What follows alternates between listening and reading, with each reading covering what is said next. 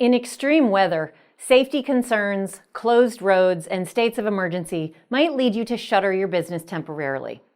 But do you have to pay your employees while you're waiting for the storm to pass? Welcome to HR Over Coffee, an educational series from the experts at HR 360, covering HR topics like recruitment, hiring and firing, employee benefits, and more.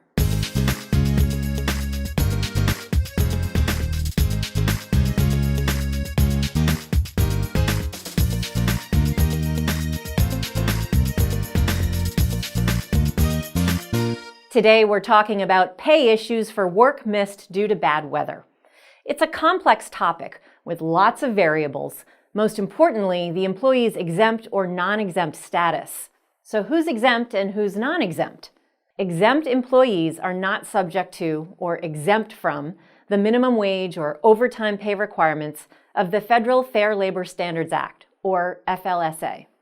To be exempt, employees must be bona fide executive, administrative, professional, outside sales, or computer employees. The law contains additional tests, including a salary test, to determine whether employees are exempt. Under this test, to be exempt, an employee generally must be paid a weekly salary that is above the minimum threshold amount contained in the law. So, once you've established who's exempt, do you have to pay these employees when you shut down for weather reasons? Usually, yes. In most cases, exempt employees must be paid their full salary if they perform any work during a work week. However, if your business remains open during bad weather and an exempt employee chooses not to report, you may deduct the day's pay from that person's paycheck, but only for full-day absences. If an exempt employee performs any work at all, he or she must be paid for the day. What about non-exempt employees? These are workers who are protected by the minimum wage and overtime requirements of the FLSA and who are usually paid on an hourly basis. Generally, non-exempt employees are paid only for time worked, meaning they do not have to be paid if the worksite is closed for bad weather.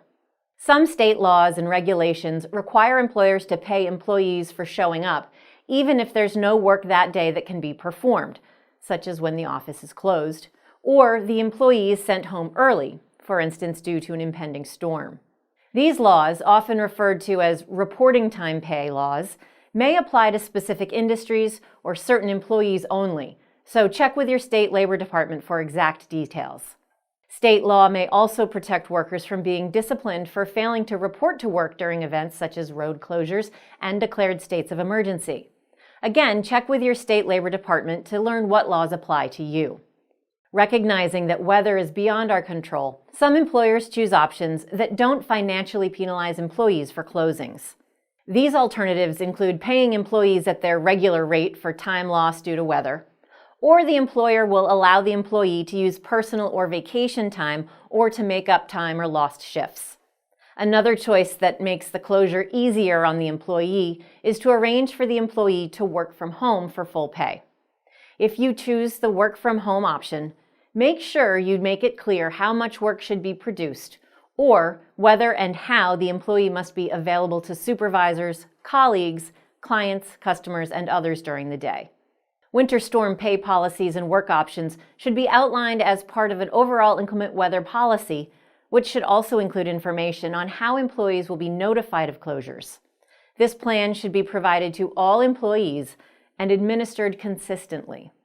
Thank you for joining us today to discuss employee pay during closures for bad weather.